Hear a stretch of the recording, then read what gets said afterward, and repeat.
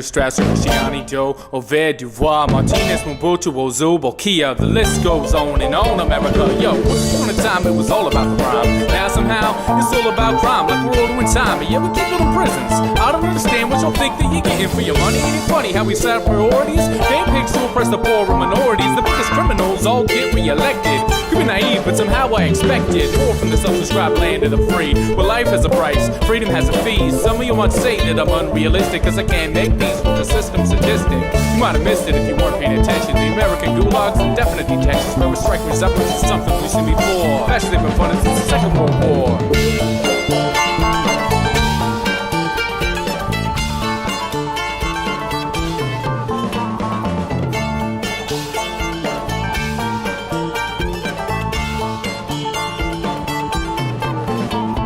Suharto, Pinochet, Franco, the Shah, Batista, Diem, Musharraf, Salazar, Marcos, Noriega, Trujillo, Hussein. Funded by a government, killing in our name. Most things are very simple, less than complex. It's more than black and white, it's all context. Take black and white, why assume we're always opposites? More productive to focus on stopping this cycle of violence. Intimidation, we define each other by color, nation, station in life. Who we love over religion, instead of understanding that the world we all live in is big enough for all of us. Makes room, no excuse for the way a few nations consume most of the world's wealth, while millions of stars like you're trying to make jobs and headstone carving. Your property is theft, we don't own this earth. Governments are just gangs fighting over turf, and the mafia, military, industry of war, the thin red line between the rich and the poor.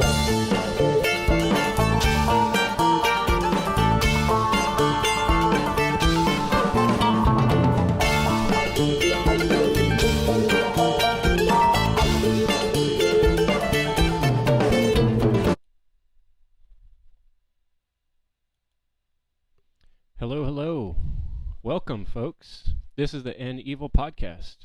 This is Chris Jansen, here for the Thursday Night Live edition of the End Evil Podcast.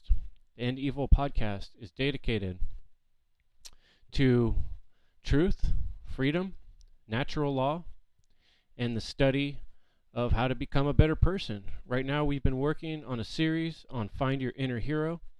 And I've been trying to encourage people and motivate people to help me in this process of working on ending evil. What is evil, you may say? Evil is the destruction of freedom.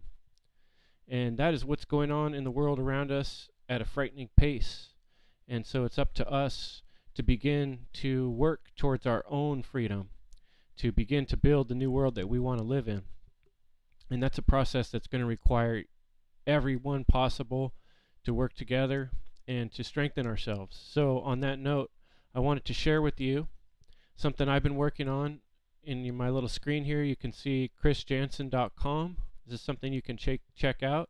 I'm beginning to write some inspirational and motivational messages to help folks become a one great work warrior. So go ahead and sign up on there.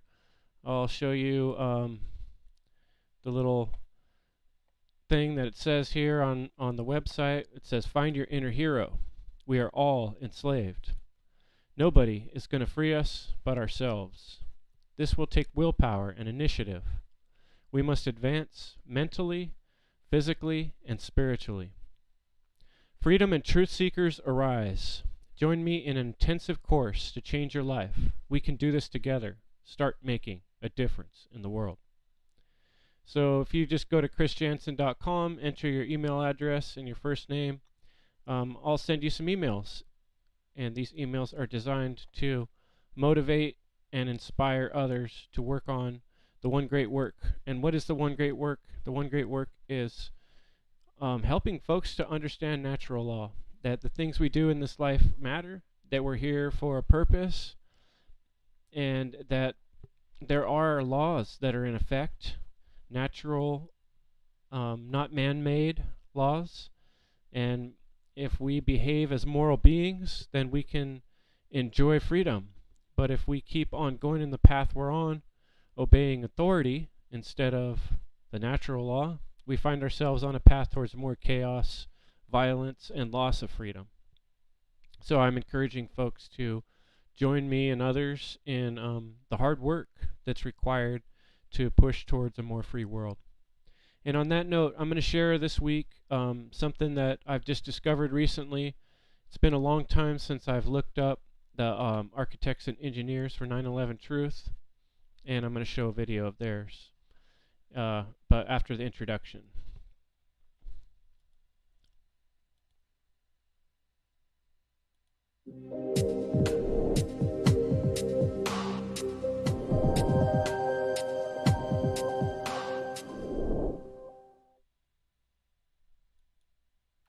So the 9/11 Truth movement I joined many years ago, and I was a member for a long time of the Architects and Engineers for 9/11 Truth.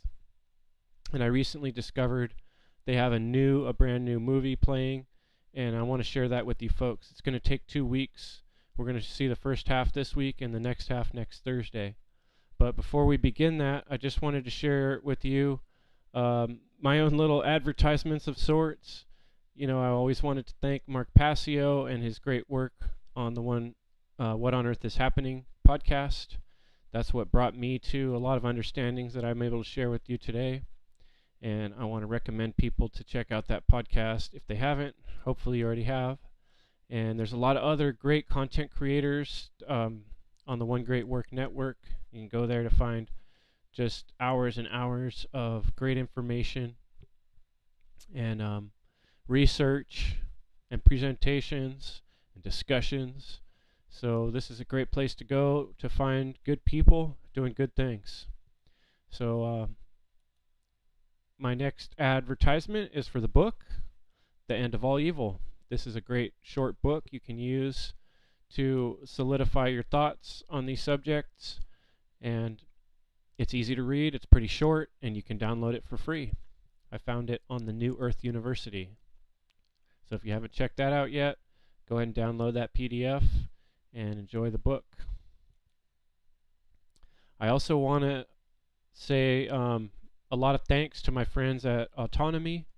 If you haven't heard of Autonomy, this is a school that's been created by Richard Grove, a researcher, speaker, very knowledgeable gentleman who has also learned a lot about business and online freelancing, entrepreneur methods to free yourself from the chains that you might feel bound to.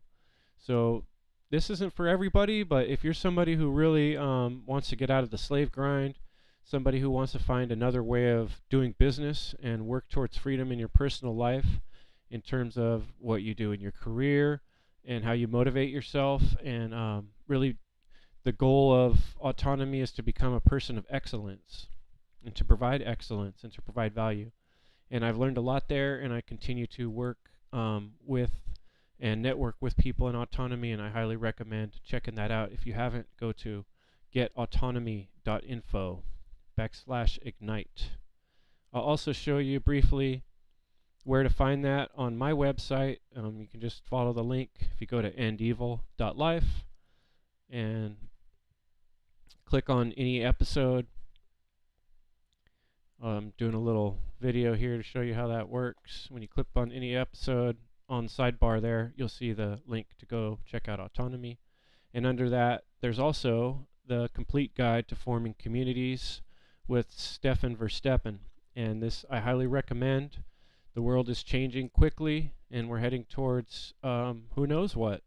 And Stefan predicts that we're really going to need communities, and we're really going to need each other. So I highly recommend checking out his course, and you can find that also on the sidebar, the resources tab on endevil.life. So those are my little housekeeping type issues. Whoops.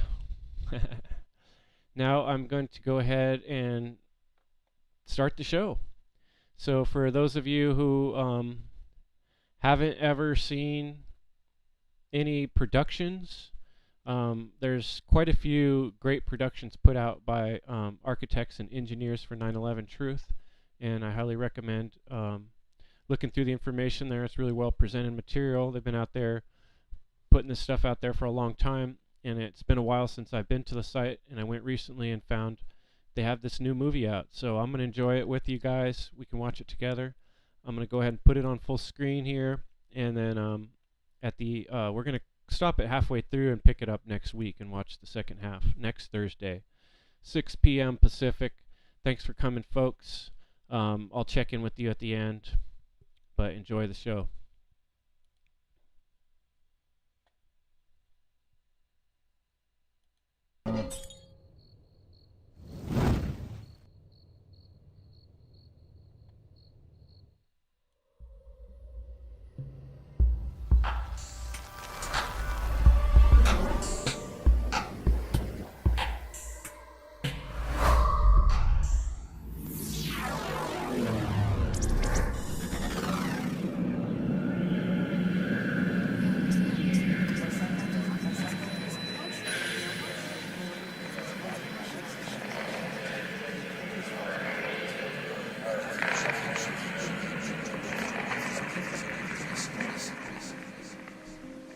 On September 10th, life was perfect. We had 2 kids, Bobby and Jeff, working up in New York, living up in New York. We were on a pedestal on the 10th.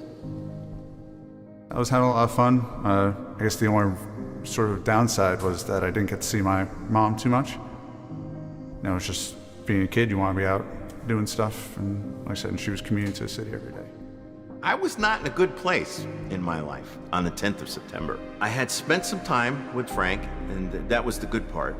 On the 10th, I'm on the beach, obviously with my mum and my wife and 2 kids. They were probably 6 months, 18 months at the time, so you're doing stuff like you do, playing, you know, in the sand, building sandcastles, and just, you know, enjoying that time. And, you know, that's how we kind of imagined the rest of the holiday would pan out.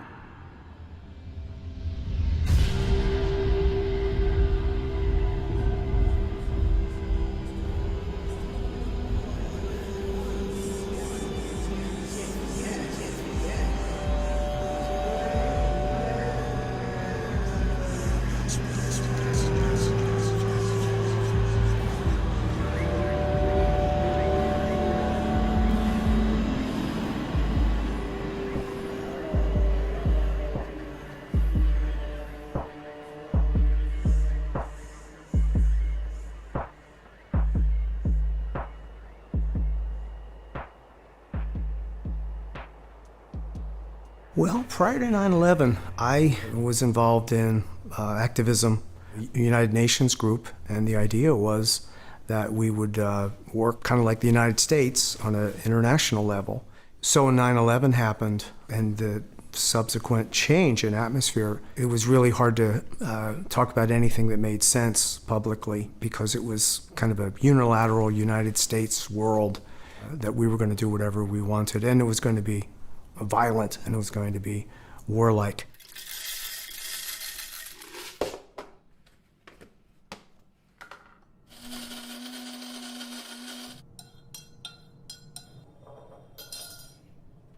My name is Robert Griffin. I'm a psychologist, and I went to school at Penn State and Marywood University in Pennsylvania.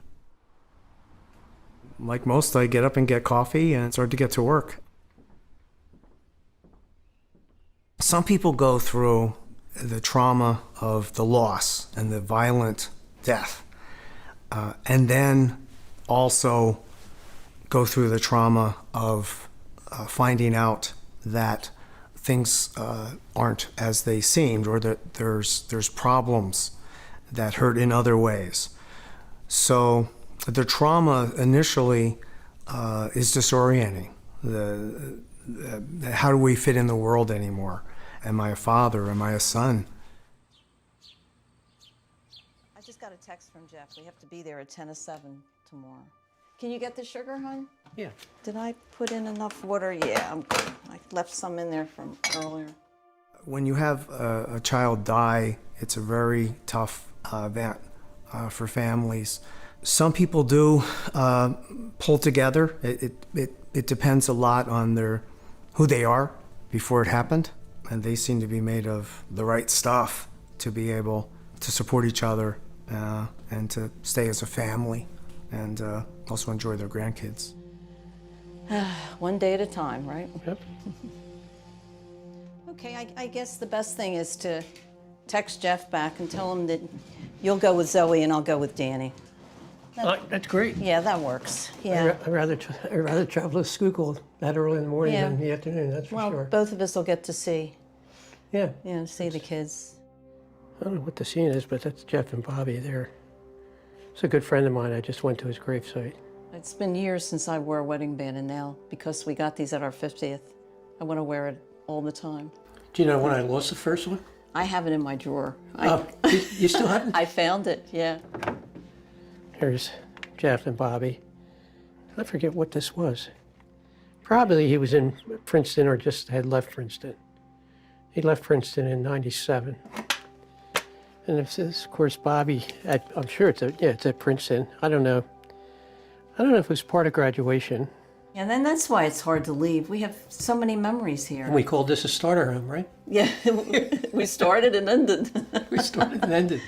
This is down Cape May. Might have been the last weekend we saw Bobby. This was his fiancée, Jen.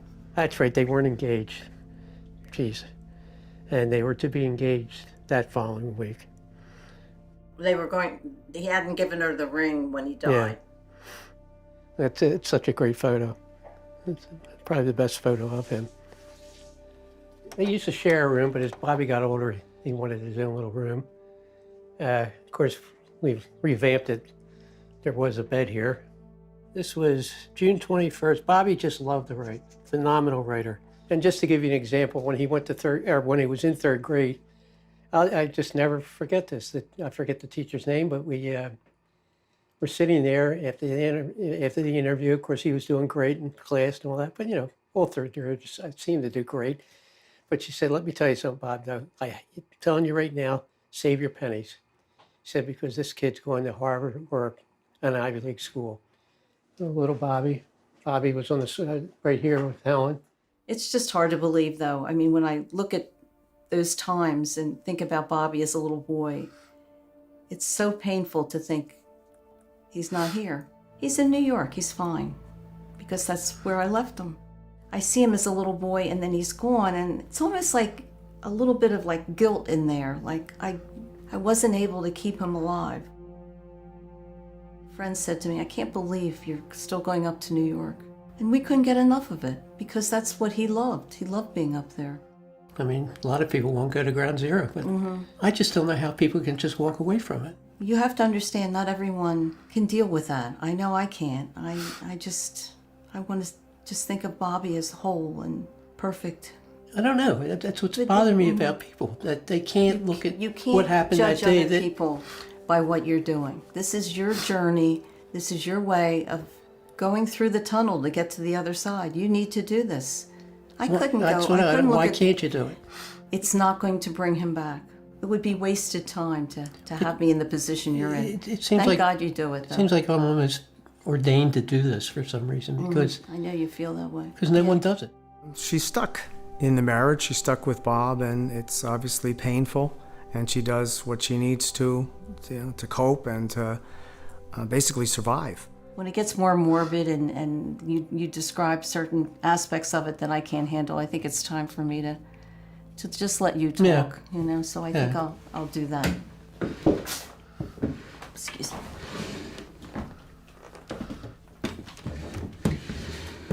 Okay.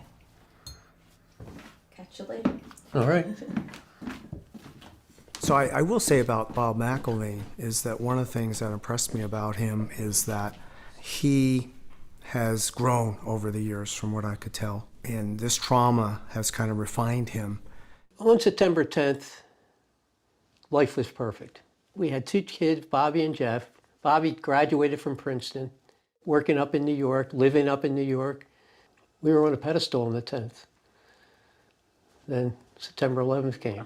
The World Trade Center, huge explosion. We got a plane that crashed into the train. You saw an explosion at the Twin Towers. Yeah, there's a lot of calls. This is going to be the event of the surgery. Helen calls me. The tower's been hit. She still wants to turn the TV. I had turned the TV on, and then she called, and she said, I can't get a hold of Bobby. She immediately called him, and there was no answer. But of course, we didn't think anything was wrong, because he worked at Merrill Lynch, was right across the street from the towers. Was in work, and I said, look, I have to leave. It's really bad, very bad. Did the building collapse? Yeah. Oh my, the whole building? I don't know if it's the whole building. I'm so crazy. So Merrill Lynch, of course, we were talking to Merrill Lynch immediately, and I went up there to look for him. And there was so many people down at Ground Zero walking, around the area just looking for people. Oh, I think we called we found out where he was. He was at the coroner's, okay? But I don't know if we found out right there. He said, they had a wallet. That's how they found out. We had the wallet. In fact, I got the wallet right here. This is a biohazard thing. I don't think you can see. I mean, I've had it open many times, but this is a biohazard.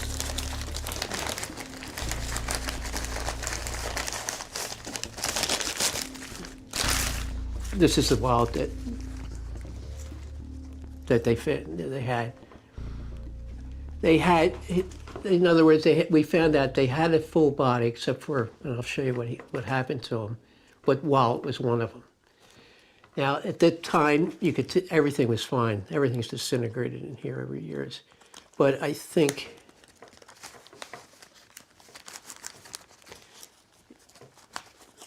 they had Bobby's license. And Helen went up to the dentist, and they actually got x-rays. Helen brought the x-rays down, and it was a match. So the next morning, we took him home. And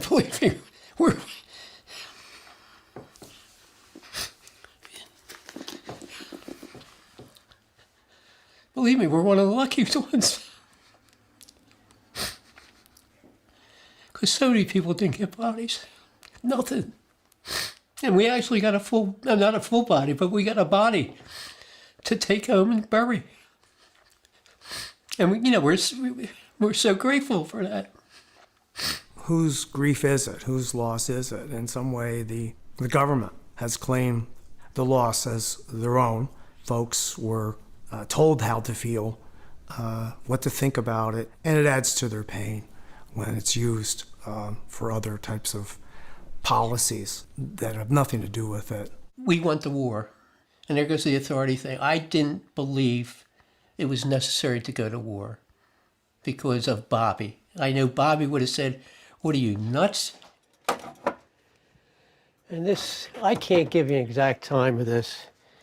I think it was July 4th, but I've been to so many demonstrations over the years, and of course around the world, but I think this was in Philadelphia, and it was a candlelight type of thing. But again, I've been to so many of them, and I just can't place it. I always wore a picture of Bobby. I haven't been doing that as much as I did before. He would have been 100% against the war, and I was. Helen and I were both 100%. Conflict is part of our nature. We have a way of identifying the us versus them, or the other. And so that leads to all sorts of problems where the other is not considered in there as fully human, because it's hard to get people to fight wars. People don't hate on their own. They have to be given a story. Like when I got arrested down in Washington, D.C. after protests, maybe I didn't want to go to jail, so they arrested us, took us away in a paddy wagon, and then paid the fine. But everyone agreed to that, so not some people were getting arrested, so forth and so on. But so I can't tell you. I would think that would be the first big protest, because Helen and I were doing the Peaceful Tomorrows, and with that we did the protest with Peaceful Tomorrows. And I actually went to the commission hearings thinking that we would actually get something done. I kept that hope alive. But Condoleezza Rice on August 6th, and she just bullshitted the whole time.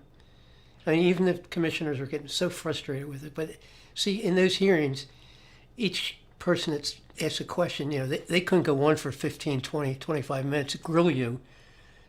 Listen, Condoleezza, you're not telling us anything. Let's get to the facts here. But no, they get 5 minutes, and she filibustered through it. And I just started, I said, I won't say it right here, but MF this, these no good sons of bitches, and Canadian Broadcasting, they heard me, so they wanted to hear this, and from there I just changed direction. That's when I decided, well, I'm not going to do Peaceful Tomorrows anymore. I'm just going to talk about what happened on 9/11. Hey, my man. Hey, Bob. How are you? My name is Tony Zambotti, actually formerly Anthony Zambotti, and I'm a degreed mechanical engineer. Are you still in the same place? Oh, yeah. Near Fort Washington? 40-some years now. 40-some, how long? Bobby was 2 years old when we went there. Wow. So he would be 46. He was 26 when he passed away. Yeah, so it's right, he's 46. 46 years old. Good memory, man. Well, I know he I was had to 26 when it I happened. had to think about that. The interesting thing about engineering that I can say is problems, the way they're solved is it evolves. The solution evolves. You have a subconscious mind and a conscious mind. Your conscious mind can only handle so much at any given time. Your subconscious mind is a vast storehouse or warehouse of all your life experience. And what happens, you hear the old expression, sleep on it? That's the way difficult problems are actually solved. And if there is a solution, it'll come, it'll evolve, it'll converge. And that's why engineering's fun to me, because you're thinking about things, you're trying to solve this problem, and you're musing or mulling it over. And sort of that's, even with 9/11, that's the way it worked with me looking at these buildings. Imagine myself in the basement of a large skyscraper, these huge concrete encased columns, and like a parking garage or something. How did it just completely give up the ghost?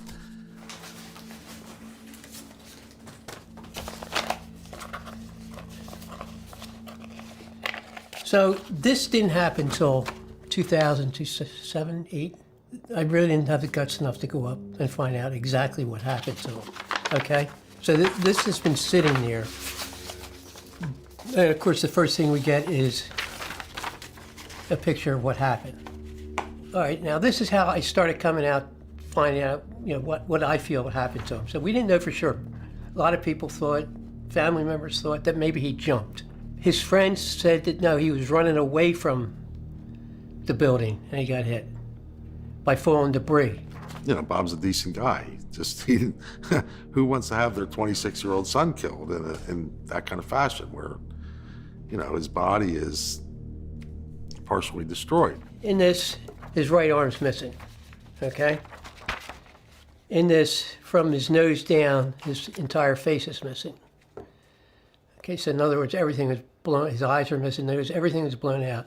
Back of his head is intact, but, there's some fractures, okay? And all the wounds to his body were from the front. No Right. wounds on the back, right? Right. So that would indicate explosive force. Can I just read you something? And it's taken a long time to get to the point where I am right now. But the story of 9/11, this is coming right from 9/11 Commission hearing. They spent 2 lines talking about what happened to the buildings. A jet fuel fireball erupted upon impact and shot down at least one bank of elevators. The fireball exploded onto numerous lower levels, including the 77th, the 22nd, the West Street lobby, and the B4 level. You expect us to believe this fireball came down and then exploded. What explosions are caused by rapid release of energy from a confined substance. The fireball's not confined. Ground floor, the lobby, flowers, things, they weren't singed or anything.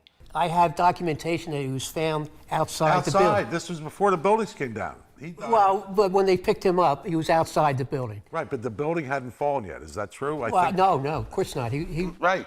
He was one of the first ones. Well, you know how you Taken can tell out, when, right? when the report on him, he had rigor mortis hadn't set in, so that's when you can really tell. I know when. So it's probably less.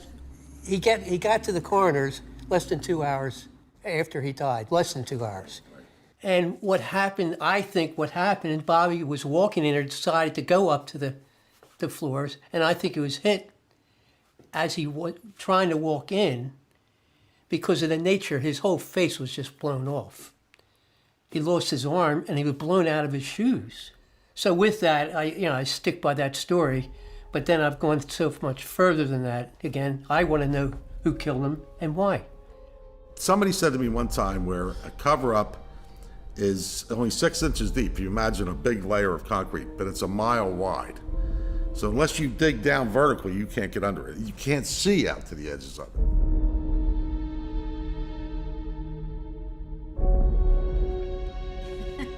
We're up to, in 3 minutes, you're doing another 30 seconds. Or should we just ruin his tea and take it out now? It's true though, it does make a hell of a difference. There's no point doing squeeze 30 seconds. You'll get an absolutely rubbish cup of tea. I'd like most of this to be edited out, please. My name's Maureen Lucille Campbell, and I live in Hassocks, West Sussex, about 8 miles from Brighton. And I've been retired for many years, since I was 55, 21 years ago. Probably only came in about 3 or 4 that morning. We were so hungover, honestly. Hungover, and they looked I can like tell because they looked like criminals. Rob, you're still drunk. Oh, I know.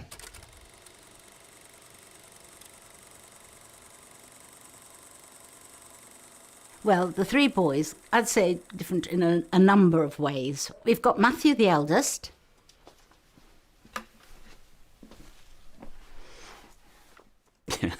Yeah, my hair.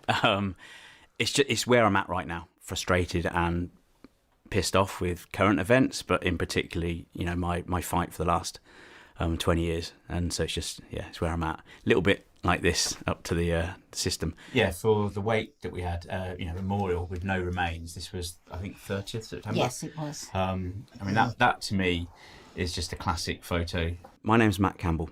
I live in the south of England, in a small village in Sussex. I have a degree in mathematical physics and a master's in applied mathematics, and I have a second master's in scientific application software. And Robert, the youngest one, was most like, we like the quiet life. And if someone said 2 and 2 made 8, we'd say, yeah, that's fine. We don't like confrontation and just let it go. Yeah, my name's Robert Benjamin Campbell. I live in Kemah, Hassocks. This is in West Sussex. Rob was about 5 years younger than me. It was sufficient of a gap that in my head he's always the little brother. I had a good friend, Nick, who had his own pub. What we did is, for Jeff, we had his wake there. So all his friends, family, everybody came there. And what they did as a surprise for the family was they had a very good friend who was very good at doing paintings. And they did a painting of Jeff.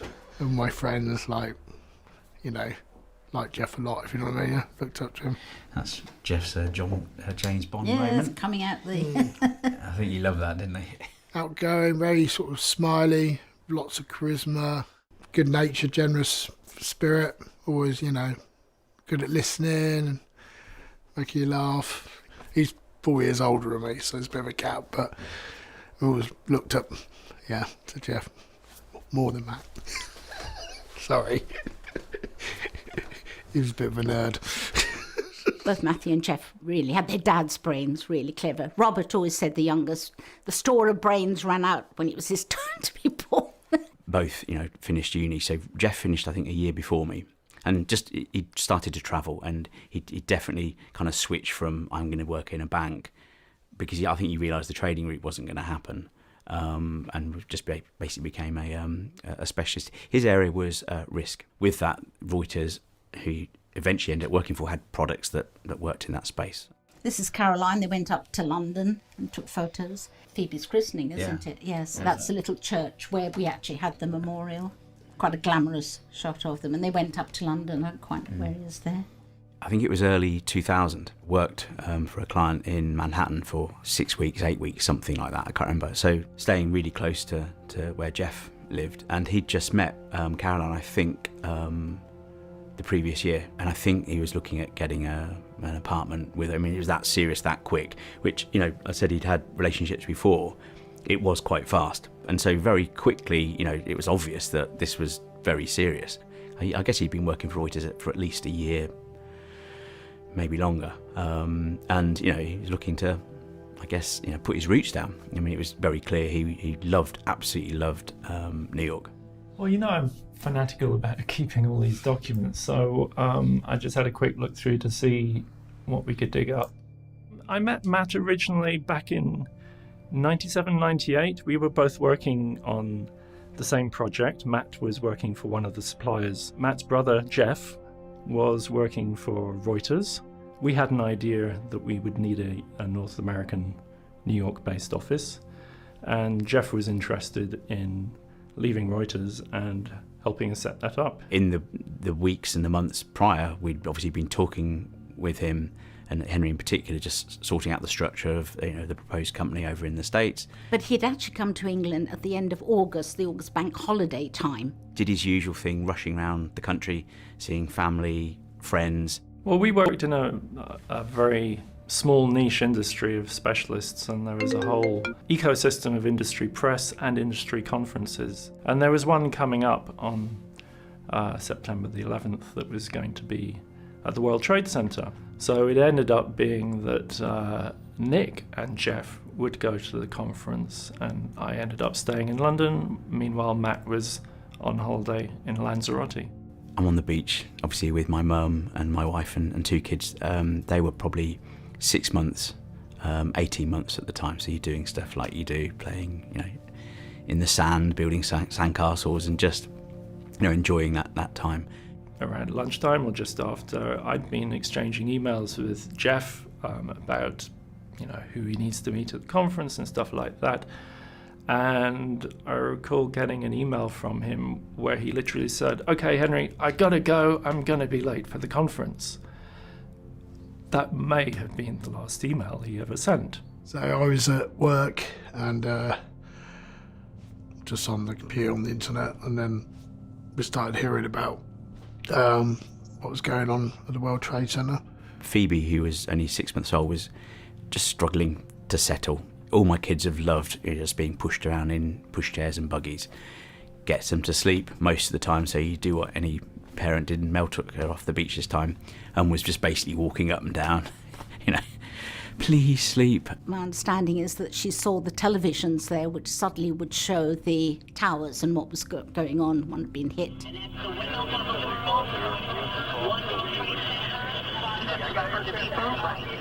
I think she may have come back and called Matthew. Matthew went up and I was on the beach, and then eventually Matthew said basically what had happened. Immediately, I wasn't that concerned. I mean, I knew Jeff worked for Reuters up in Times Square. You're well away from the World Trade.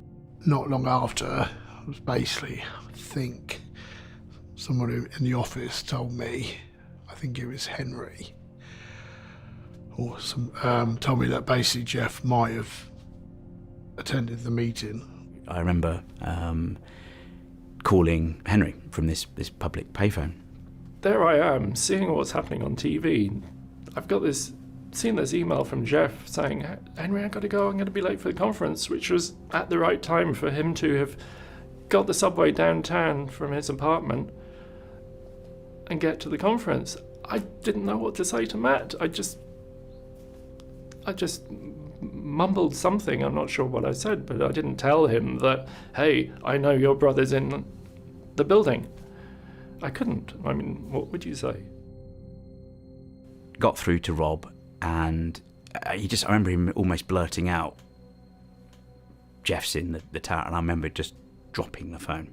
He'd spoken to Caroline, and it became very clear that Jeff had headed down to the conference and was at the top of the North Tower, which obviously by this time had collapsed. 2 came down, and 1 just came down now. On firefighters and cops.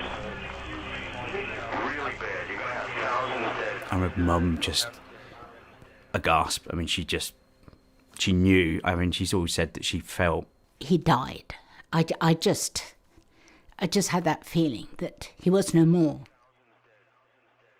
So that was the day where that American guy was dissolving into tears in our office, and my diary entry simply says, at the end of the day, WTC tragedy. How straight-laced is that? Later in the day, it started becoming clear a few people who were due to be going to the conference were okay and found and known to be okay, but an awful lot of people were simply not being heard from.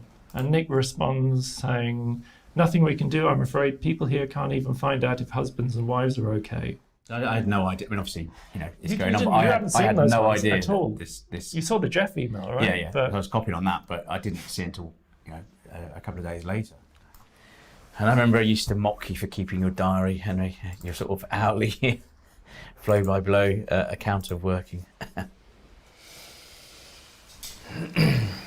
I don't remember exactly how long, but Matt continued to work for the company for a while, but the pressure and stress and a number of other factors meant that he just took leave of absence. That got formalised sometime later as, okay, Matt's left, he's not coming back to the company. I kept in touch with Matt, and we would talk about stuff and share views about things, and I think he started looking into what had happened with a bit more interest, weeding through all of the mad, crazy theories put around on the internet.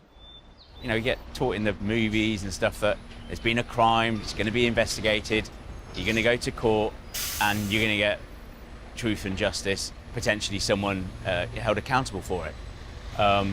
We've never had that with 9/11. There has been no examination of the events of that day in court.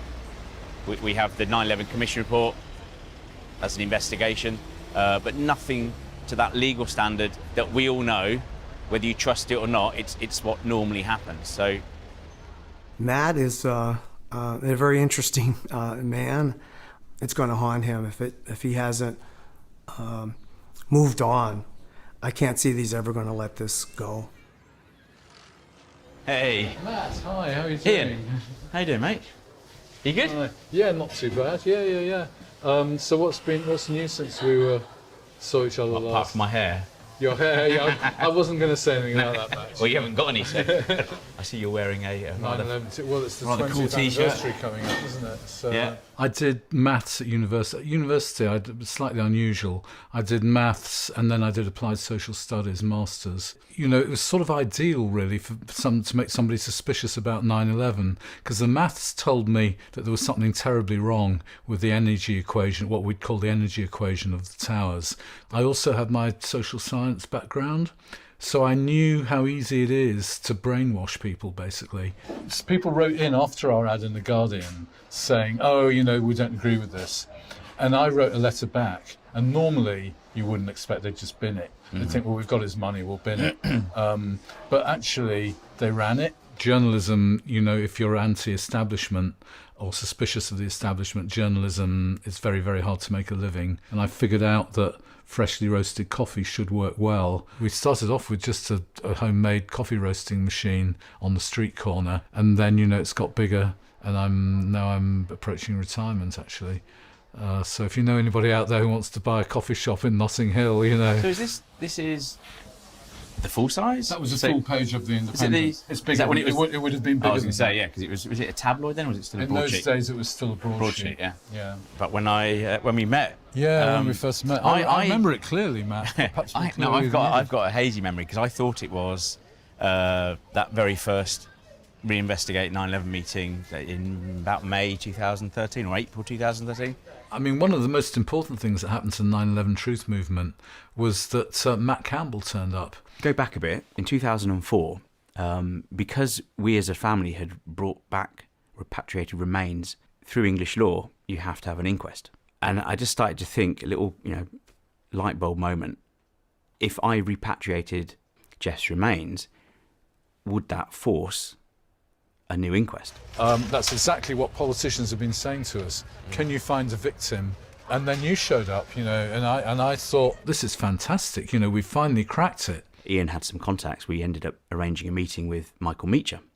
He was a Labour MP, not my MP, but he'd been a long-term sceptic, very cynical about, you know, what the US government had been up to and other issues with the narrative. And when we had a private meeting with him, he basically said, this destroys my reputation when I do this.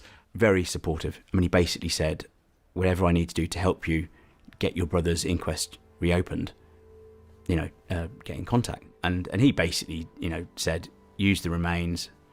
You know, it's a big part. No, so we had a death certificate issued towards the end of October. And then around December, I remember both the press but also the police liaison officers telling us that we were very, very unlikely to get any remains of Jeff because his bodies had been vaporised, which, you know, in hindsight, it's a really strange term to use. It was actually from the chief medical examiner. There's literally no trace. A significant number of people.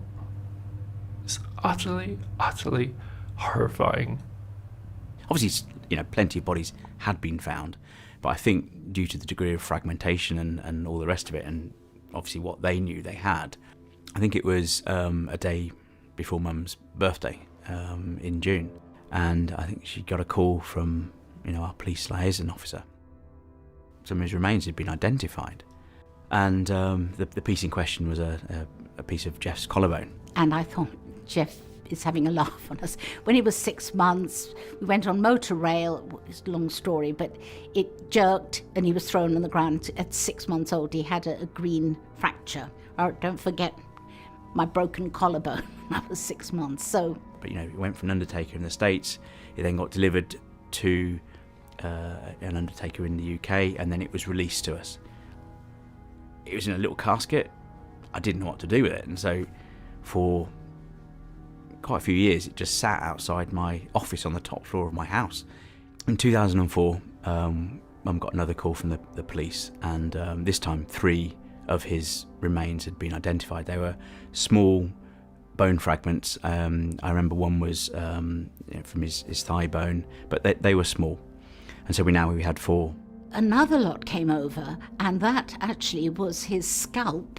Bit of his scalp, bit of his face, bit of his jaw, his ear, just, recognisable, It wasn't burnt, because my fear was that, to be in the flames. We were told by the police liaison that there was a good chance that he could just be vaporised, or whatever the term is, when there's just ash.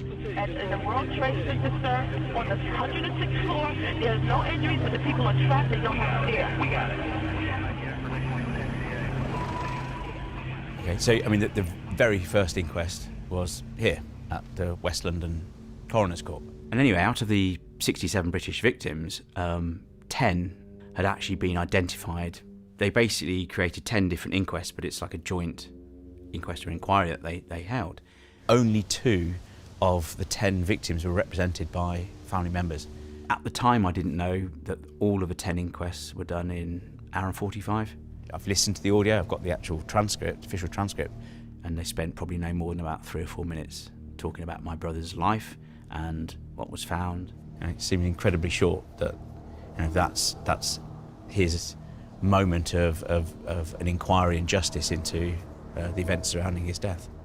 After the inquest, a couple of weeks later, I think Mum just got a formal letter, which is, it's basically the conclusion that the coroner drew. The impact into the North Tower of American Airlines 11 caused the subsequent collapse of the building, and that's how my brother died. The inquests were held at a time when all the families would still have been in a stunned disbelief, inability to accept all the different psychological states that you're in. So it's like, get this done, sweep it in under the carpet, close that chapter, move on. 8 years ago, my brother had an inquest here, and didn't attend. And it's kind of weird standing outside the building now that possibly, hopefully, within 2 years, I'm actually going to be inside that building attending his reopened inquest.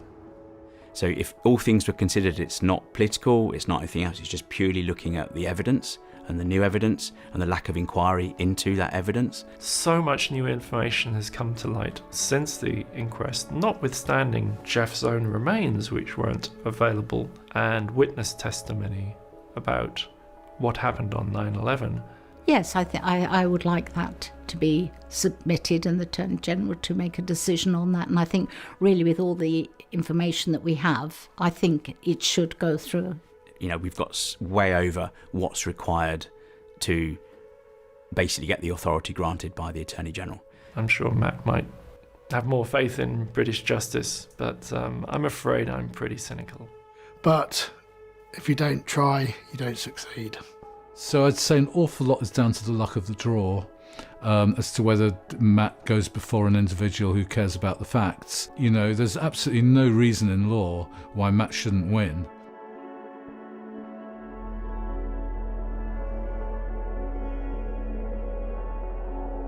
My name is Drew De Palma, and I'm the director of operations for an engineering firm in New Jersey. My mom, Jean Cabiasco De Palma, was killed in 9/11, and she was in the World Trade Center Tower 1.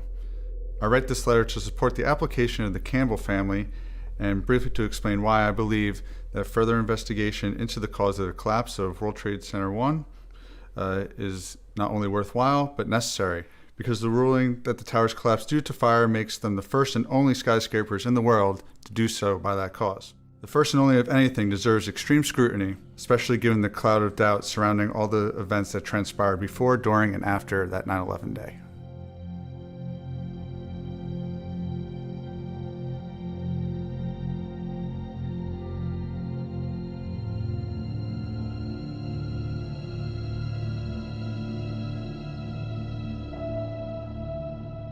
We're at the 9/11 Memorial. This is the town I live in.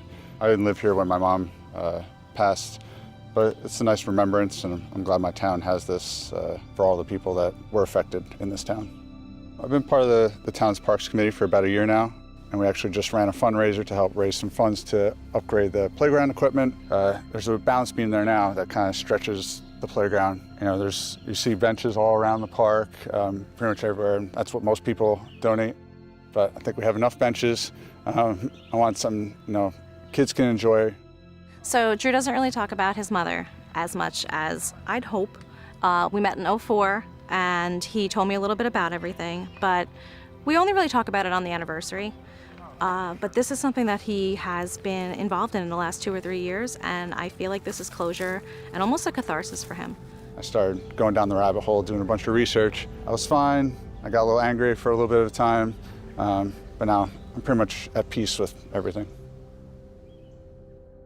Drew is, as you know, lost his mother before he was fully grown. He's an example of someone who's been able to weather the loss at a very inconvenient time that was too soon, and somehow managed to make himself an adult and a father and a husband.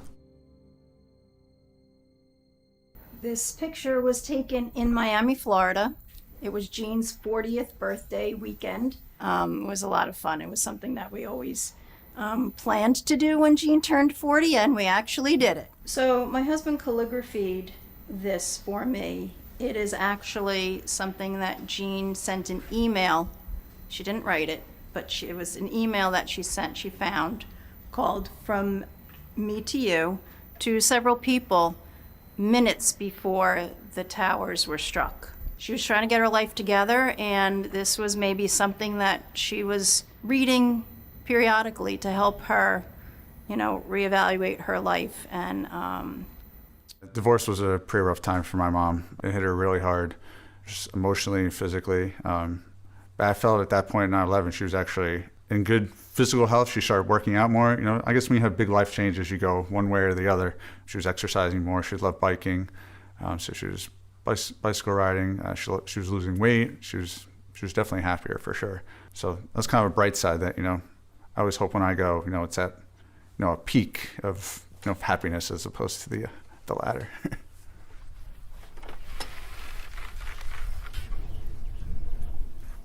We got chickens in this past year.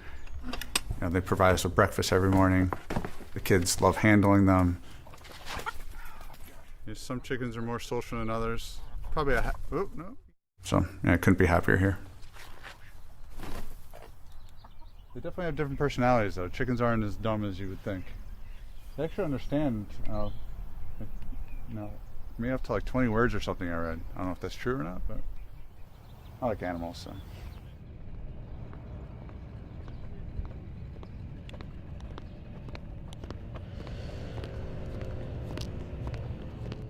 so Jean's name is right here. She works in the city.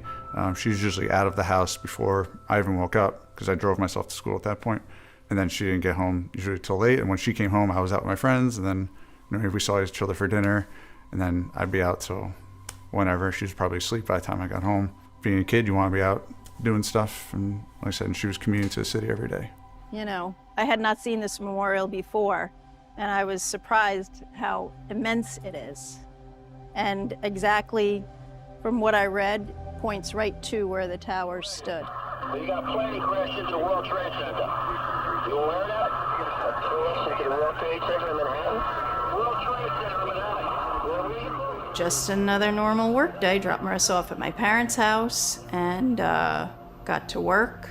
I don't remember the exact time, but my principal came knocking on my door and took me into the hallway and said that my mother had called and wanted me to go to her house. So I was walking through the halls, and there's just a lot of commotion going on. I had no idea what was happening. And then they called, I guess, like a meeting for the whole school into the gym. And they kind of explained what happened. The principal explained that planes flew into the buildings that Jean worked in. 2 World Trade Center, we visit people in the building, they need medical attention. A second alarm now being transmitted to number 2 World Trade Center, reporting an extension. My mom works there, so it's just like everyone else that day. If anyone knew anyone that worked there, around there, they were on the phone. And so I kind of went into numb mode, I call it. I just didn't have any feelings. And she asked if someone should drive me home, and I said, no, I'll go. And I drove home just totally focused. And when I got there, you just keep seeing those same pictures of that's all we had at the time was those pictures of the planes flying into those buildings. And we went home, and I wasn't a smoker back then, but that day I sure as heck had a cigarette. I called their high school, and they had already left.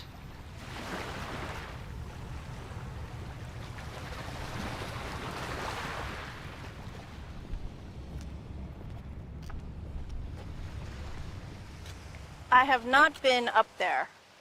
I've only been to the memorial inside, and I've been to the waterfalls, but I have not been up into the tower. Because after 20 years, you come to a place in your mind where you're, not necessarily at peace, but you've kind of, me personally, I've kind of put it in its little pocket, and then every once in a while something happens, or someone says something, and it kind of brings you back to a little bit of that place where you don't always want to be. The next day, though, my 2 brothers and my sister went into the city. I stayed home with my parents and Marissa, and they took pictures of Jean, and, people were just trying to find people that could find their loved one. Nothing was ever found of my mother, so I had nothing to go on as far as physical evidence for her personally. And I was probably the most optimistic person in my family. I was like, she's going to come out of it. We'll find her. Eventually, even weeks after that, and even years after, I was like, who knows? Maybe she was at a coma, or she wandered off somewhere. I think with a weekend, my uncle, who's her brother, pretty much, he analyzed where she worked, where her office was. She was on the 100th floor, and there was no way that she could have. He just didn't want me to hold up false hope. He pretty much gave it to me straight. It's the chances of her making out were pretty slim. So that was pretty disappointing, to say the least. He could have let me hold on to some hope. But no, I always like people to give it to me straight. Like to do that for other people, so I expect the same in return. I have to say, when I'm with my niece and nephew, Drew and Jamie, Jean's kids, it's a comfort. She's there. She's everywhere, but she's there with those kids. I went to the 10-year, memorial when it was 10 years ago. Didn't really do anything for me as far as helping me grieve, because I've already, done that. So I don't need to go to any physical space to look at that horror again and again and again. I kind of just deal with in my own way, by myself or with my family or whatever it happens to be. But yeah, I'm not interested in doing those things. The 10th anniversary was enough. It's just amazing to me that, and I know that's the whole crux of this whole thing. How does that just, how do those buildings perfectly fall? So yeah, it just strikes me as odd that 3 buildings within a couple hours of each other, all fell down. So it seems like something else was going on. And Drew is a man on a mission right now. He wants all the answers. There's a lot of stuff that didn't get analyzed correctly, in my opinion. I mean, if they had done your job, I probably wouldn't be here now, shooting this documentary and trying to help get a new investigation. I think we owe, as a country, we owe it to the poor people that have passed away and their families and the world to find out what really happened here, because it's not just a, planes hit, book closed kind of thing.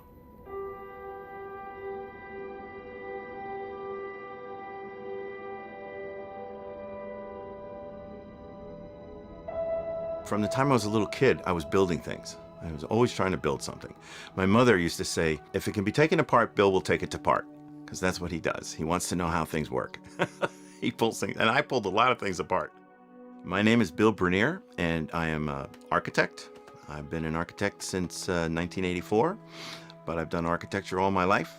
I grew up right around here, and here in this house, and I must have built 20 forts in the woods.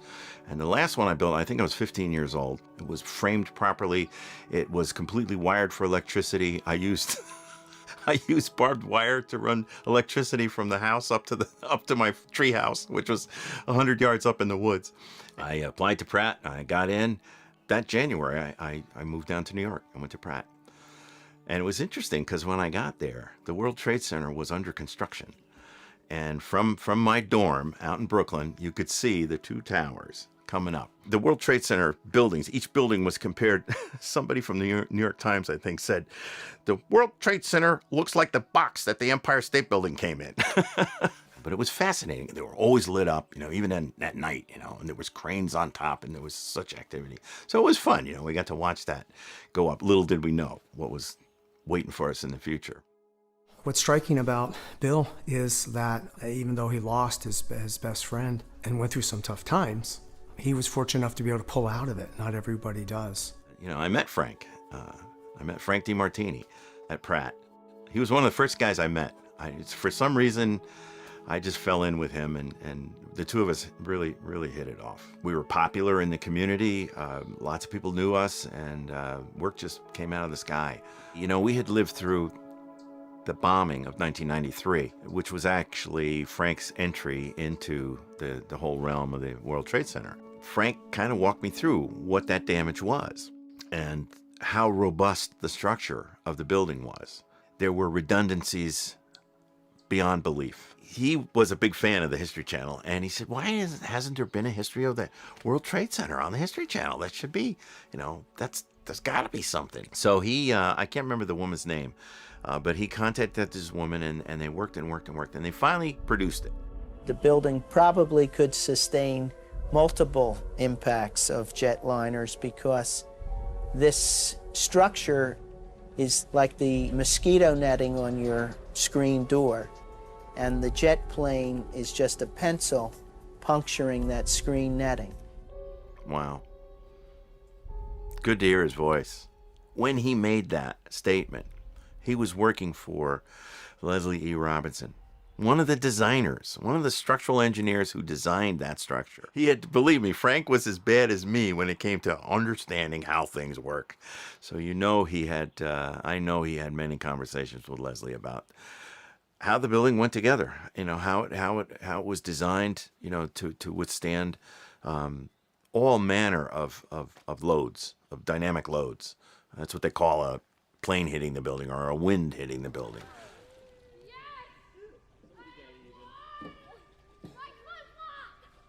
My kids were asking me about 9/11, and it's really hard to talk about it and explain it. And I was curious to what they pick up on, and is it a scary thing? I can't believe it's almost 20 years. I can't either. It seems like yesterday.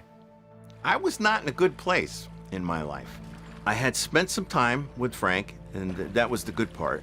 I had lost my job, and my marriage was not in a good place. You know, I was down and out. There was some excitement in my life because and I was nervous because Frank and I were about to go into business together. And it was funny because Frank, for the longest time, had tried to get me to help him get out of the World Trade Center.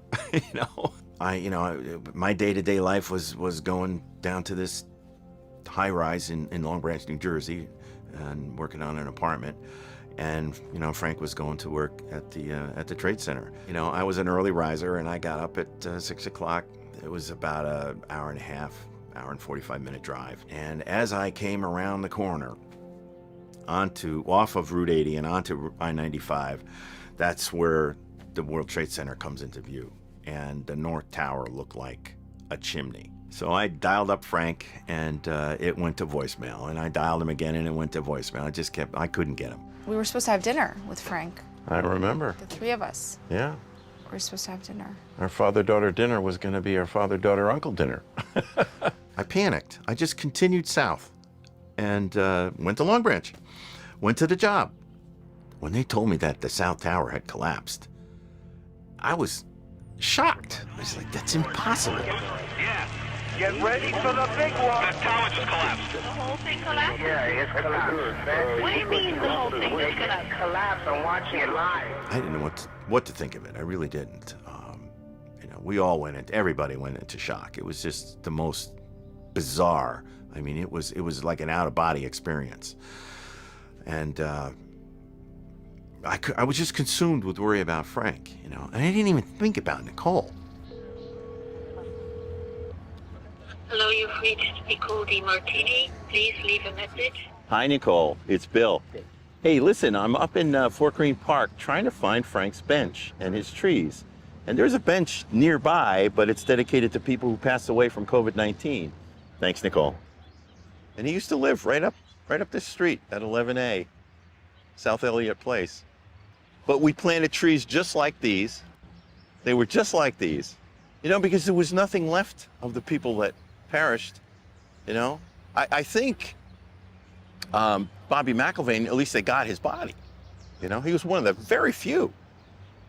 Most people just disappeared.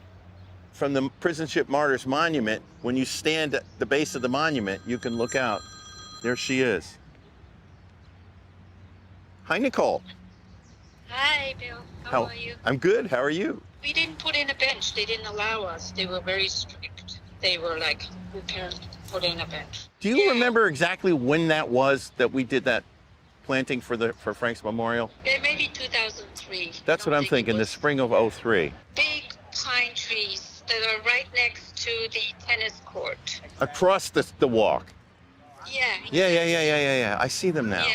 And they've planted some new smaller ones now that have fences around them. Exactly, yes. So there are a few more that were planted later, right after that, and they didn't really take good care of them. Yeah. This is for Frank, too. Wow. Yeah, the crab apples were for Frank, too. But it's got some fruit on it. Say hi to Shelley. I will. Well, we're here, and this is it.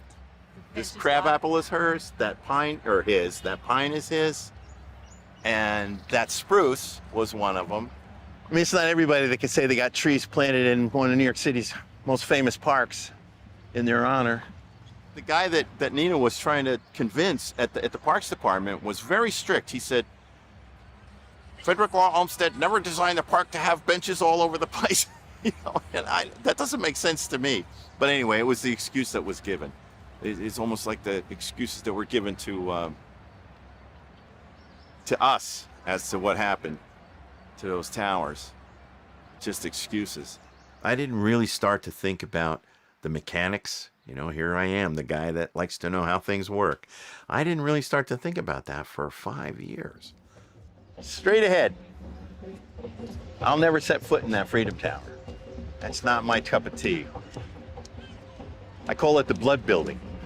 A lot of people died to put that there. Unnecessarily. But I took my books, I took my toys, I took my tools, I took my grandfather clock, and I took my car, and I left. I came up here. I put everything in storage, and I moved into this little cottage here. And Didn't know what to do. I didn't know what to do. And this is where, in this cottage, is where I found architects and engineers for 9/11 Truth. And I look at it as, this is what I do for Frank. This is what not just for me. I mean, it's a lot for me. And Frank is gone, and nothing's going to bring him back. He's history. You know, when those explosives tore that building apart, it tore the people apart too.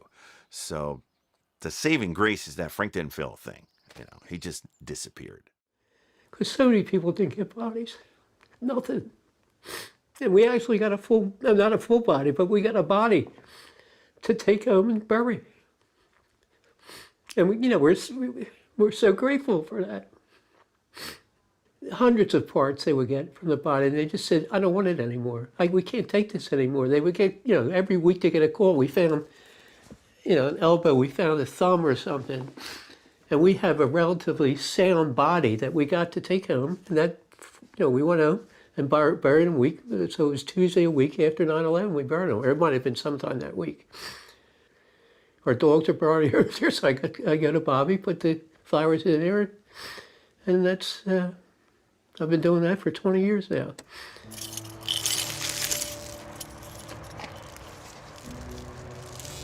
Oh, good, at least they just cut the place. They what? Yeah, I can tell, really. You just move it. Hey, Bobby. Like that, they clean it up for us around the edges. Yeah, usually they leave the grass there. He'd love the yellow and purple flowers. Yeah. All right, I'm going to go up and clean the bench. All right. I'm just going to sit.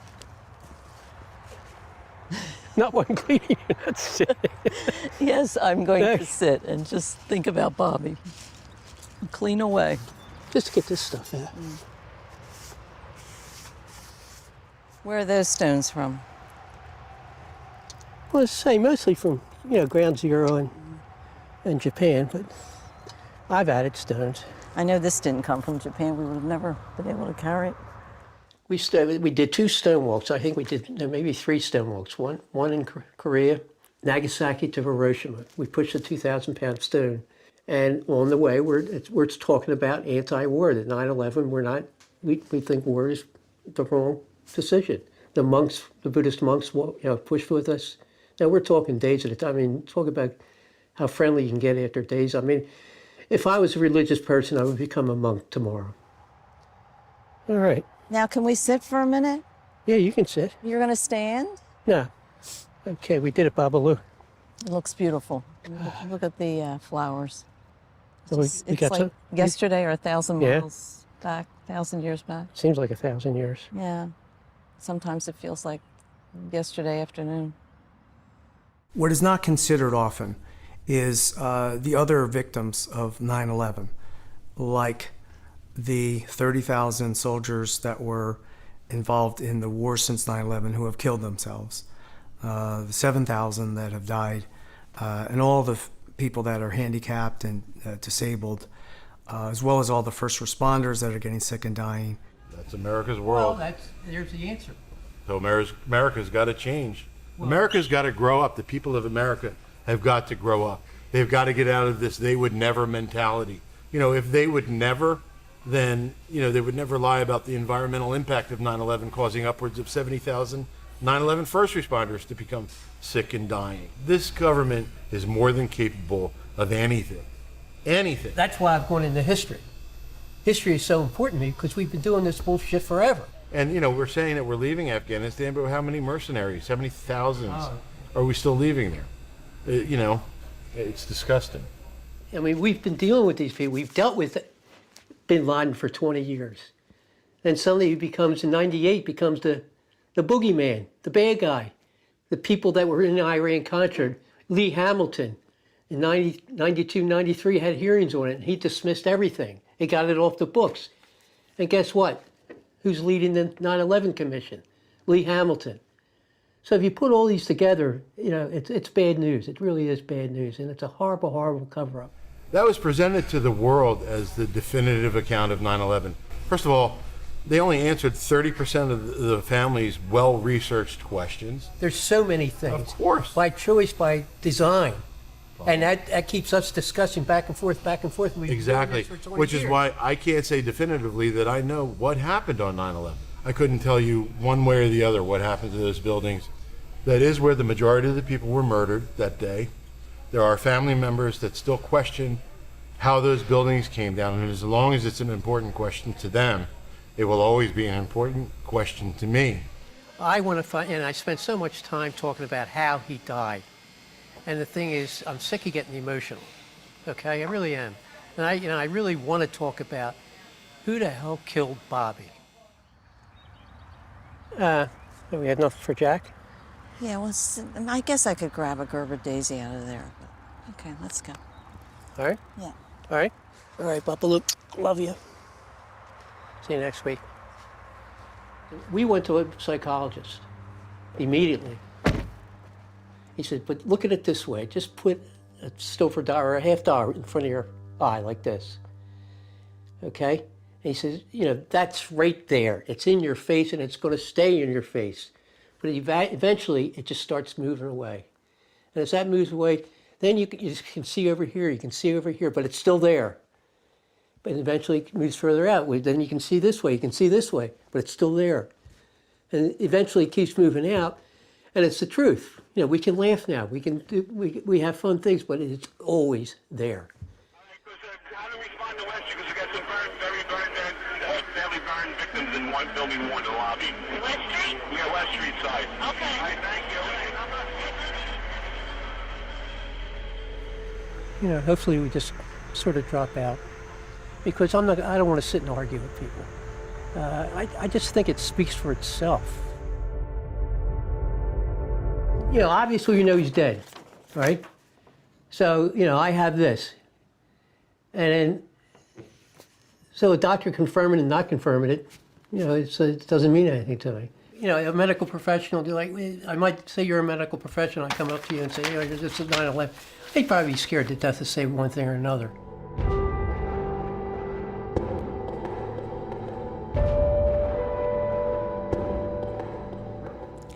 Cyril H. Wecht.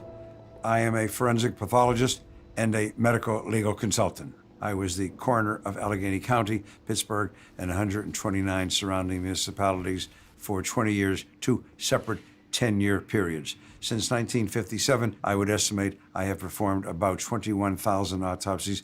I have reviewed, signed off, or supervised on about 41,000 other autopsies. When I was asked to review the Warren Commission report, it was in August of that year that I pointed out that the president's brain was missing. Others knew about it, but no one had said a word. And so anyway, these are the things that I do, all of these consultations and these autopsies, and then occasionally, the major national controversial case. Black belt, blue box, abrasions. Much of the face is marked here as missing. They could block everything except the lower face is blocked off. Unfortunately, they don't describe the remaining portion of the skull to permit me to determine whether it looked like that which is missing had blown off as opposed to having been crushed. Most of head, yeah, I'm right, absent most of head. So what is it that the father wants to know? Okay, and the body was found when? He was found shortly after the North Tower was struck. And he was in front of, near the lobby, entering the lobby. So he was found. Well, then it had to be from some kind of an explosive effect. Normally the way it works is if you have a family member that's murdered, you call the police and the police do an investigation. And you trust the authorities to be thorough, to care, and to want to get to the truth. And you don't have to go petition. It's not the proper role and citizens should have to take as to force the government to do an investigation, but apparently that is what's required.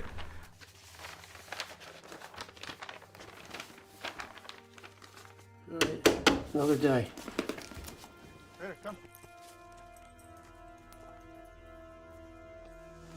We're at Point Mountain Reserve, and every 9/11 I go for a hike to remember my mom. It's better for me, instead of going to a church or memorial. I just like to be by myself, with the ones I love, and that's how I deal with things.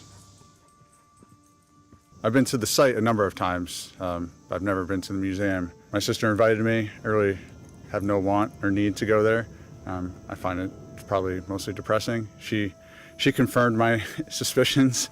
She said it was great to do once, but probably would never do it again. 20 years is really just a number. I know for most people who don't deal with it every day, 20 years is a big deal, but it's the same thing year in, year out for me. Having kids and not having my mom here has been pretty tough. I just really wish my kids had a chance to meet her. And there's not many people I feel that are willing to do what I'm doing right now, just to kind of say keep the victims' memories alive, as well as hopefully get down to the bottom of things. I think we need a more sense of community in this country, and I think 9/11 did that for a little bit and then tapered off. So as long as people start to think for themselves and just hold the ones dear to them close, and just have fun and don't take themselves so seriously, I think the world will be a better place.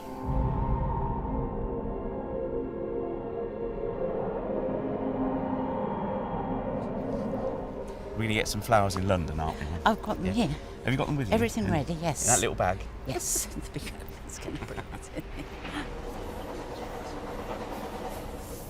in. We so here's a random thought. Yes. We call it 9/11. Yeah. But that's weird. I know. And in fact... But would you ever call it 11/9? It just... No. Does it have a significance, 20 years? I mean, it's just one of those things, it's like... Well, so different to any anniversary, it's kind of...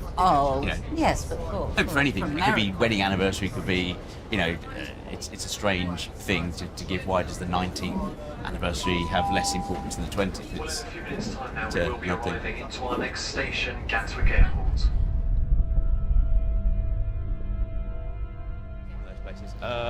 Where's the queue? There is no queue. No, but I'm just saying... It's not a grave or anything. But I want to say that after coming for like 15 years, I stopped coming because... Why did you stop coming? Well, I stopped going after, I suppose, about 15 years because I felt it difficult because so many people have not had their loved ones identified, and we've had a number of things come over. I remember the flurry of emails and letters that were going around when this was being proposed and designed. Every year, from September 11th, for the first 15 years, I used to come. Hannah would arrange in advance whether you wanted to read out our family member, but you sometimes had to read a couple of other people, depending on how many came. Is this and that's really lovely. Can you read that, Mum? Time is too slow for those who wait. I'd like to lay our roses here, if we could, yes? Okay. Put one down from Rob, and then I'll do Dad's and ours, yeah? Yeah. I can't quite reach it, can you, Matthew? Oh, here. Always I'll be in your heart. Don't forget my soul is near you, and so we'll never be apart. And this is from your friends at Risswaters, which is rather poignant. That's where he was on that fateful day. Keep that on my sideboard, next to Jeff's picture. Where is it there's supposed to be a remnant of... is it the metal? It's the metal, isn't it? It's part of the metal. So the memorial stone is carved by hand and includes an extract from the American poet Henry Van Dyke. Underneath it, preserved in resin, lies a section of the steel girder salvaged from the World Trade Yes, Center. I knew it was. I thought, and it would be in that top part there. Dig it up, test it for explosive residues. All right, Mum, should we head out? I think so. Yeah? I'll go get my bag. And Oh, then we'll I think it's gone walkabout. With me, I mean, obviously I grieve by Jeff, but I thought, well, Jeff wouldn't want me to see me in the corner crying all the time. Yes, I just thought, well, I want Jeff to see that I am going on with life, and I am continue to be the happy person I always was, and am, so that's what helped me through. I know Matthew and Robert had a lot of struggles, but that's the way that it is, because we're all individuals and we deal with things differently. When it takes decades to get some semblance of justice, it's always through the never-ending fights that it just seems so wrong that family members have to pursue in order to get some sort of justice. One of the things that I've always personally found to be quite striking is the degree of fragmentation of the remains. The title of this report is Human Identification Following the World Trade Center Disaster, Assessing Management Practices for Highly Fragmented and Co-mingled Human Remains. So out of the 2,600 odd who died at the World Trade Center, there's 22,000 fragments. Medical examiner personnel were initially caught off guard by the degree of destruction and fragmentation of the recovered human remains. 5,000 of those 22,000 fragments are smaller than an inch. It's 1,100 and something people have not been identified. That's huge. You can't even fathom. Jeff's remains no more than 2-3% of his body. It's actually the last remain identified in May 2013. This fragment that's still in New York was actually given a location. It's just south of the North Tower. It's between 18 and 41 meters away from the South Tower. Okay, it's not the kind of 200 or 300 meters distance that some remains we found. There's a horrendous map that I think the fire brigade prepared, and they tag whether it's a civilian, firefighter, etc. But there is one that just tags human remains, and it's awful. You've got the two footprints of the towers, and there's just this huge spread of remains that were once people. Okay, we know the steel beams were propelled out with huge forces, but the actual physical stuff that I care about, people and my brother, were ejected outside of the footprints. And it's so unpleasant thinking about it, but I've since read a lot that has been published about the search to try and identify people, is this concept of commingling. The explosive force that blew over fire trucks and peeled stone facades from buildings also disintegrated human bodies, turning bones into flying shrapnel, the tidal wave of debris that carried human remains blocks away, depositing them, in some cases, on top of buildings, also fused soft tissue into bone fragments. And that basically means the impact of the force of the explosion, not just the pancake collapse, whatever, has actually mingled remains into my brother. And so the only explanation she could give me was they couldn't get a clear single DNA match in those remains. So I just got this horrible vision of other people's remains being removed from my brother's face. It was just, it's... That's not going to happen from crushing. A building collapses and 2 or more people are crushed. I can't envision a situation in which the soft tissue of one victim is hurled with such force as to become embedded into, attached to a bony fragment of another victim. I can't envision that. And one of the things I always pondered about is, okay, there's all this massive degree of fragmentation. Some people, nothing found at all. But you also had fairly large parts of people being found.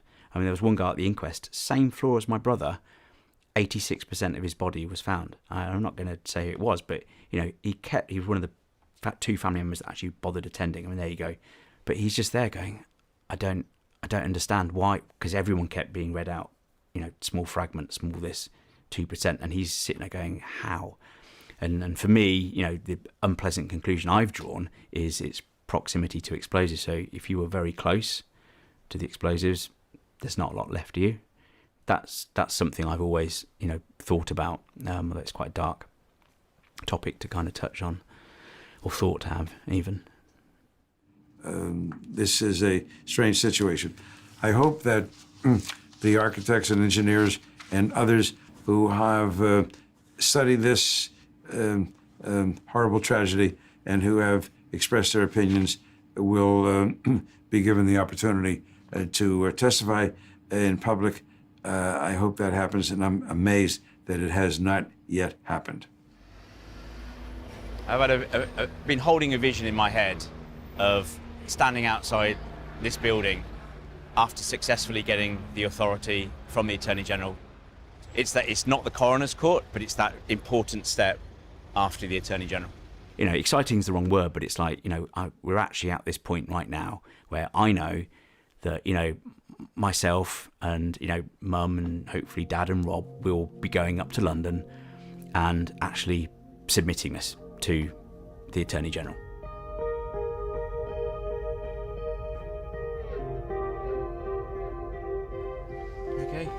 Do you want to wear your hat now, Mav? No.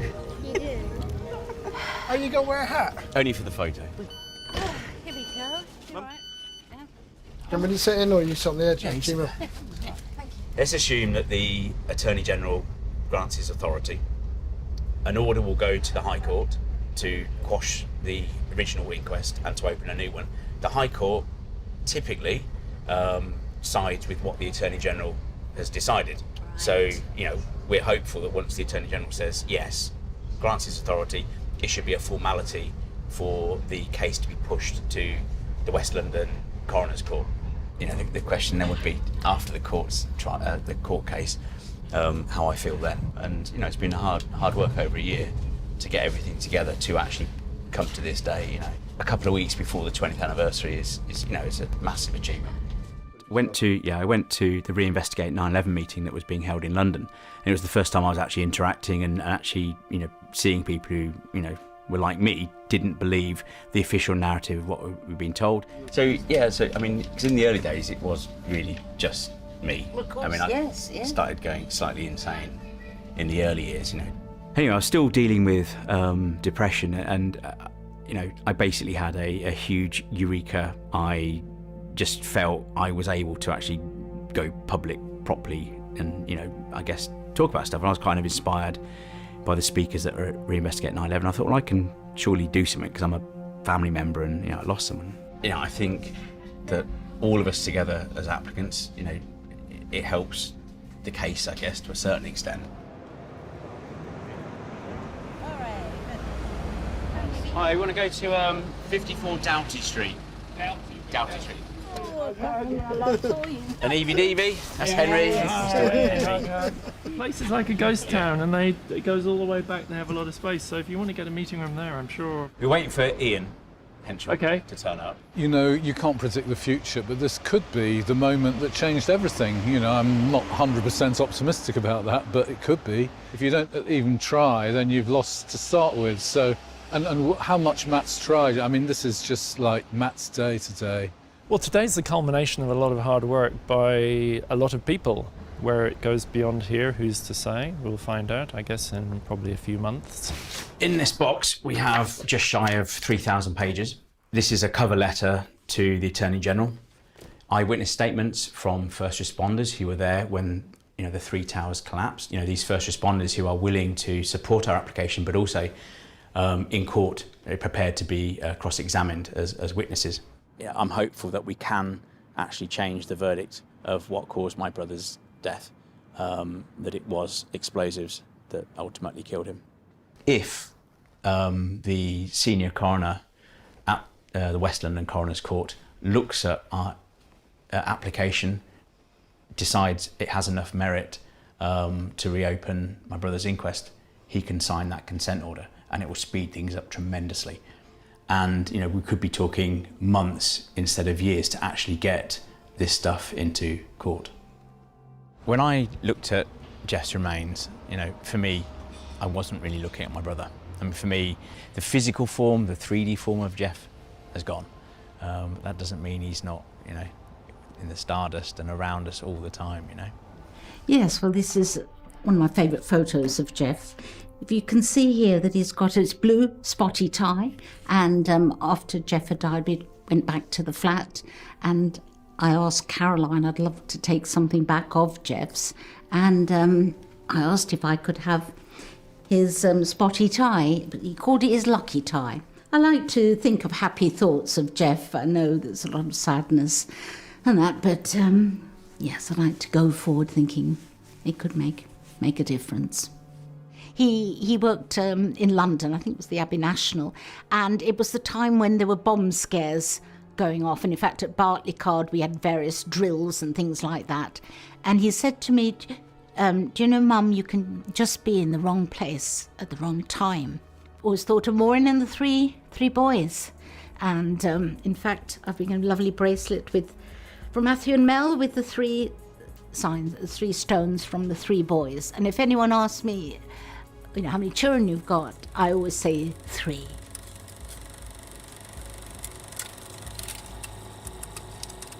I think you should be proud of all your efforts, and Jeff. Yeah. Hope so. Sure, Dad is too, in his own way.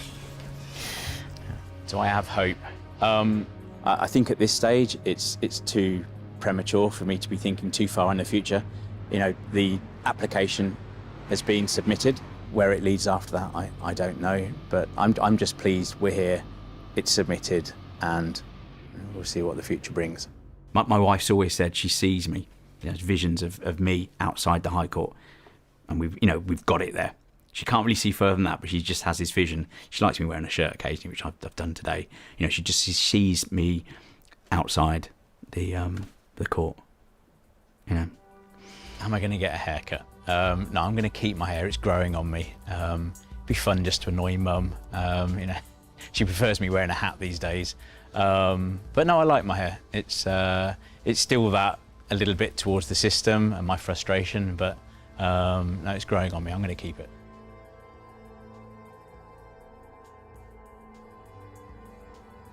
How should I put this? Yeah, of course governments lie. It's their job. But it makes you very cynical about the world. In my view, quite rightly so. Our country took the wrong tack. They didn't investigate 9/11 thoroughly. And I think it's caused us to live in fear of something that we didn't fully understand.